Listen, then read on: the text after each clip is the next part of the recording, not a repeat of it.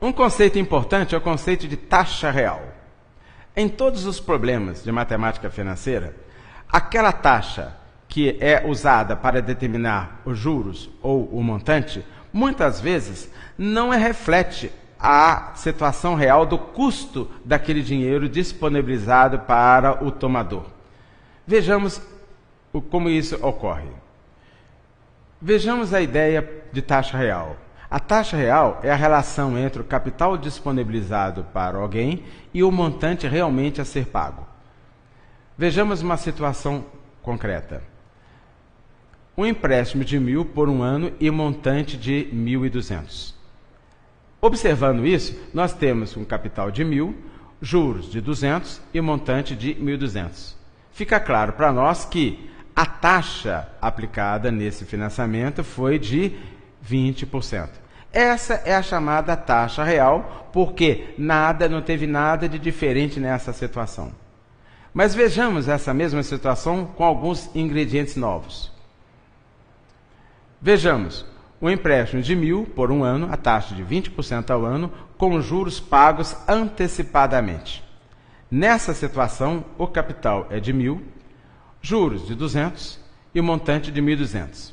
Mas, se o contrato fala que os juros são pagos antecipadamente, significa que o cliente, ao sair da agência do banco com R$1.000, ele vai ter que voltar para pagar os juros de 200 antecipadamente. Então, não é essa a situação que vai ocorrer.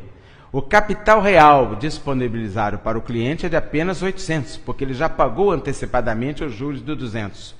E, um ano depois, ele vai voltar para pagar o montante real de 1.000, porque é o que realmente ele vai ter que voltar, com que ele vai ter que voltar para pagar o capital financiado. Portanto, na realidade, não foi financiado 1.000 para pagamento de 1.200. O que ocorreu na realidade foi um financiamento de 800 para o pagamento de 1.000 depois de um ano. A taxa real, portanto, será dada pelo capital de 800, realmente disponibilizado, e o capital de 1.000, o montante de 1.000, realmente a ser pago depois de um ano. Nesse caso, o fator é 1,25 e a taxa real é de 25%. Ou seja, apesar da taxa efetivamente utilizada no cálculo dos juros ser de 20%, mas o custo do capital efetivamente disponibilizado é de 25% ao ano. Uma outra situação é quando o mesmo empréstimo de 1.000, a taxa de 20% ao ano por um ano, com uma taxa de contrato de R$40 no ato do financiamento. Essa taxa de contrato pode ser taxa de abertura de crédito ou taxa de cadastro, não importa. Nesse caso, então, o capital 1.000 teria os juros do 200 e o montante 1.200. Mas o que efetivamente ocorre, o que realmente ocorre, não é isso. A pessoa, ao sair do banco, ele vai simplesmente sair apenas com capital de 960, porque foi cobrado dele uma taxa de R$40 no ato de financiamento. Portanto, o capital realmente disponibilizado é de 960 e o montante real é de 1.200. Nesse caso, a relação entre o capital realmente disponibilizado e o montante a ser pago vai ser dado por 900 vezes 1 mais i elevado é igual a 1.200, portanto, o fator 1,25 e a taxa de 25%. A taxa de 20% ao ano foi usada para determinar os juros de 200. Mas como ele teve que pagar R$40 de contrato no ato do financiamento, o custo do capital 960 foi de 25% ao ano e não 20% ao ano. Vejamos numa situação de inflação onde mais aparece a ideia de taxa real. Suponhamos que Dona Maria, gente boa, empresta uma xícara de açúcar para sua vizinha no valor de R$100. E, no contrato com a vizinha, estabelece que a taxa de juros é de 32% ao mês. Nesse caso, então, a Dona Maria disponibiliza para sua vizinha uma xícara de açúcar que corresponde a R$100 e vai receber, depois de um mês, o valor de 1.000 acrescido de 32%, R$132. Mas vamos supor que, nesse período de um mês, houve uma inflação de 20%.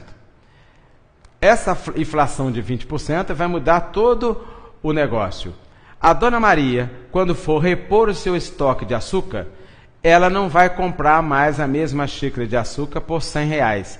Ela vai pagar R$120. Esse é o capital real, ou seja, aquele capital necessário para repor o estoque da xícara de açúcar. Nesse caso, então, nós temos uma xícara de açúcar custando 120 e ela vai receber os mesmos R$132 depois de um mês. Nesse caso, então, a relação entre o capital 120 e o montante 132 não será de 32%. 120 vezes 1 mais I é igual a 132, portanto, a taxa, o fator é 1,10, a taxa real é de 10%. Observe que a Dona Maria, ao repor o estoque de xícara de açúcar, gastou 120 e, portanto, o seu rendimento foi de apenas 10%. É como se ela tivesse emprestado não 100, mas 120. O capital real, no caso aí, é o capital corrigido. A taxa real é a taxa de 10%. É a taxa que realmente ela teve de rendimento. E aquela taxa de 32% é chamada de taxa aparente. Aparentemente, ela teve um rendimento de 32%. Vejamos, inclusive, nós vamos ver, inclusive, como da taxa de 32%, retirar a taxa de inflação 20%, que resulta na taxa real de 10%.